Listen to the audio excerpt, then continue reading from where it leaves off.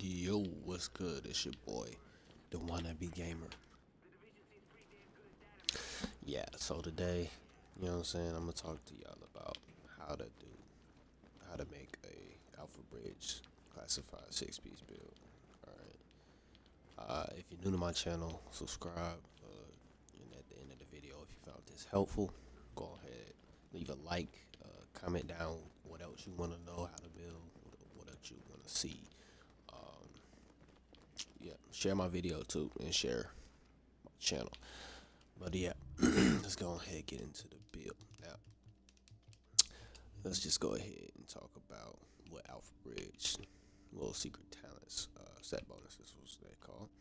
Alright, so with two pieces is health regen.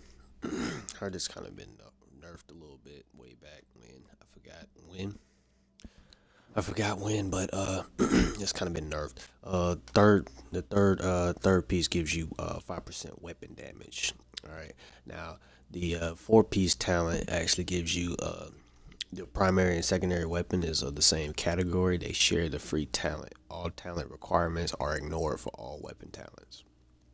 All right, so pretty much whatever talents you got, you get them. All right, especially for your primary guns and your secondary weapons. That free talent, which is the third talent you get on your guns, are shared. But if you have like an exotic weapon, it does not give you the free talent, such as like the house, the card counter. It does not give you that.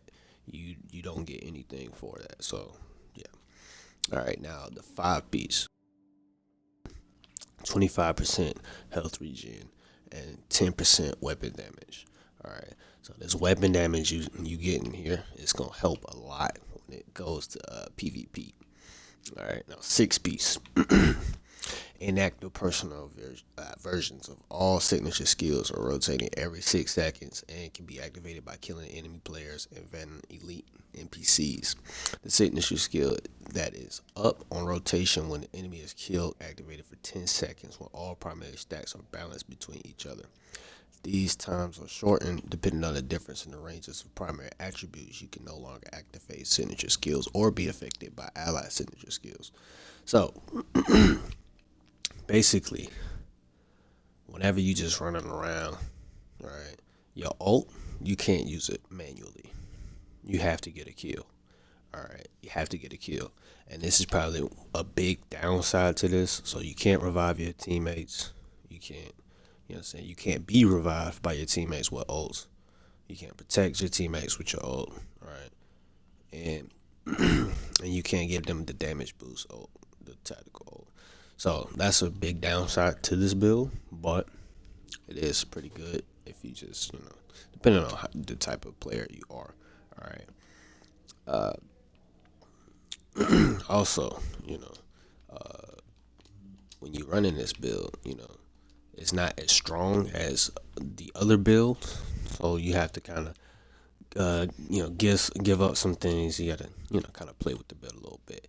And so far I haven't completed the perfect build, but I got a couple of builds with this. I got a couple of pieces that I'm changing in and out for. So for my chest piece, what I got here is exotic damage resilience. The only reason why I got that is really because of like the flame turrets and grenades, and especially bleed, kind of reduce the damage of like Preds and Firecrest. But I got firearms rolled to it, and I'm gonna tell you why. So the reason why I rolled firearms is because with this build, I feel like you don't hit as hard.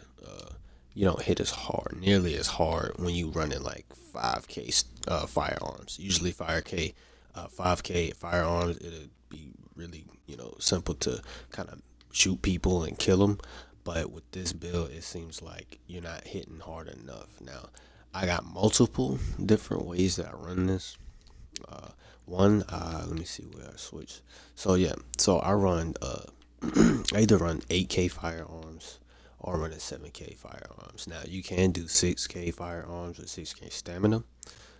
It does pretty good, but for me, I feel like it just wasn't hitting hard enough. So what you can do, you can sub out some of your stamina for firearms. All right, 6K you be a little bit more tankier, but you hit a little less harder.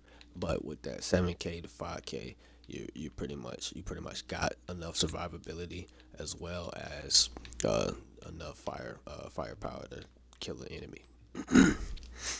So yeah, I rolled firearms on this. Major attributes: exotic damage resilience. Minor attributes: ammo capacity. All right. So yeah, that's pretty much. I don't think I rolled anything else on this. I just went for firearms. I could like adjust some things, but I didn't change it. So my mask. Again, I rolled firearms on it. Try to get as much firearms as possible. Uh, my major attributes is health on kill. You could probably swap that in and out depending on what it is. I would say, whenever you're rolling stuff, try to go for either as much stamina or firearms and critical hit chance and damage as possible. Just because you want to be able to kill people, especially with this build, since it doesn't really give you anything to survive with besides if you get a kill. Yeah, okay. So the major attribute is 16% disoriented resistance, which I could probably change that because I mean not too many people throw throw any kind of disruptive disoriented flashbangs or anything like that. For my knee pads, I roll for stamina. Try to get as much stamina as possible. Major attribute is 3% all resistance, which I need to change. Well, I can change. It doesn't really help too much or anything. Minor attributes is 29% disrupt resistance, 28% shock resistance, 53% increased kill XP. That 53% kill XP is worthless. All right, you want to roll ammo capacity usually with that, or whatever. Forgot which other ones they have for replacement for increased kill XP. But that shock resistance is definitely gonna help because a lot of people like to kind of play, a little bit like a punk and then use shock turrets. Well, I'm not playing like that. I like to use gun skill. Don't like to use too many skill powered builds or anything like that anymore.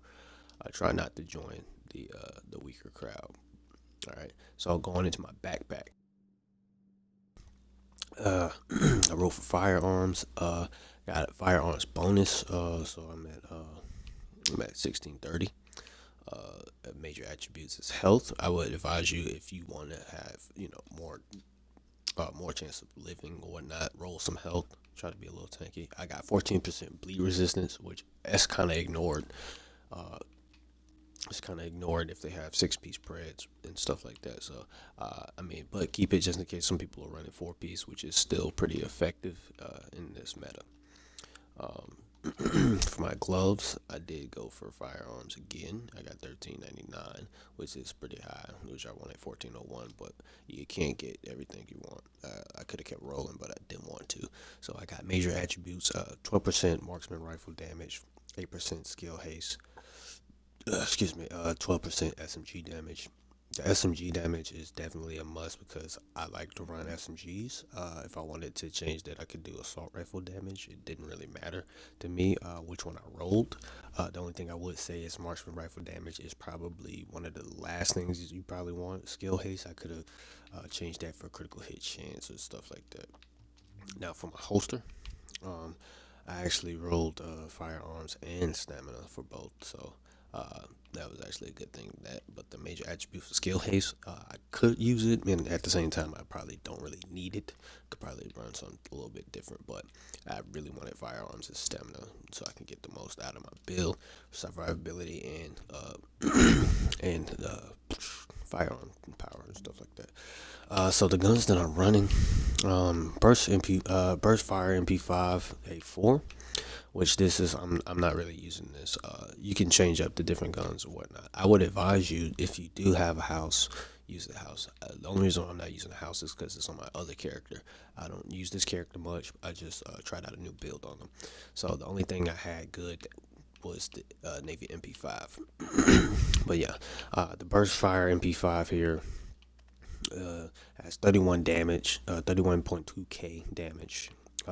Rate of fire is really low, but I do want to say this gun isn't that bad. The only downside is the rate of fire. It has a lot of bullets. I think 70 when you go into like skirmish or anything like that. I have brutal, deadly, and responsive. The only reason why I selected this is because it has responsive for the free talent, and the free talent goes to your primary weapon. So that's the main reason why I selected I selected this burst fire MP5. All right, so for my primary weapon, it's 23.6k damage, which is Navy MP5. I apologize. The rate of fire is at 843 currently, because of the attachments that I'm using, and I have 70 bullets when it go into like skirmish or anything like that. And the talent's not running on this is unforgiving, deadly, and brutal with responsive. Now, brutal is already on this gun on my MP5, so that's why it's not down here. So, but the reason why I just put that there so I can get responsive, and it ignores all the talent. So, boom, I just got it. So as you can see, I don't meet the requirements to have unforgiving. You need 4790 stamina, which I have 4665. So Alphabridge ignores all that and it just gives it to you. All right, so that's pretty much the good side of Alphabridge, but at the same time, uh, the damage here with the weapon, you need to put a lot of more firearms into it, even though you get weapon damage 5% plus the 10, which makes 15%. But so yeah, unforgiving gives you missing health segment increase your damage, plus one missing segment is 10% increased damage, and then two missing segments is 25% increase in damage. All right, so that's really helpful. So just if you wanted to, you could do math or whatnot. 23.6k plus the 10%, and then plus the 25%. You can see the differences in the power or whatnot. Deadly gives you critical hit damage increased by 15%, which I would advise you, like especially if you have lower firearms, I would say invest in a lot of critical hit damage and a critical hit chance. Brutal, since I'm not on PC, it kind of loses its worth a little bit, but its headshot damage is increased by 12% when using this weapon, and then responsive damage is increased by 10% when close to 10 minutes to the target. Now, responsive is very effective if you can land a lot of bullets, and usually every gunfight is within 10 meters usually, so you get that 10% bonus like guaranteed. Plus with unforgiving, you're constantly losing health. You're constantly losing health, so you're getting the 10%, and then depending on if you're missing two segments, you get 25%. So unforgiving and responsive is two main talents that I would say run, especially with submachine guns. You should run deadly and or vicious, but it doesn't really matter too much if you don't want to run those. Now, if you are a assault rifle user, like you like to use assault rifles a lot, I would say Liberator, Lightweight M4, Police M4 are great, are great assault rifles to use. Like I said, I would say run responsive, deadly, stack a lot of critical hit chance, critical hit damage. It'll definitely help out. Run pulses if you want to increase your chances with the critical hit damage and chance. If you want to increase that, run a lot of pulse. Excuse me. Other guns, I would say, for assault rifles, I'm not really sure. I'm not that big of a fan of assault rifles, except for maybe using the LVOA, the LVOAC, the lightweight M4, and police M4. Those are like just like the top guns to use. But for some machines, Navy MP5 is like one of the top if you don't have a house. I would say a UMP 45. Not this one, not tactical, but I forgot which one exactly. But it does do a lot of damage and has pretty good fire rate. So if you have one of those, I would say use it. I wouldn't advise you to use anything other than assault rifles or some machine guns, because shotguns, I mean, it's just not kind of made for this type of build. Uh, this single shot is, I wouldn't use it, but I mean, depending on how you are. MP7 is actually a really good weapon to use for Alphabridge because of the rate of fire is at 950.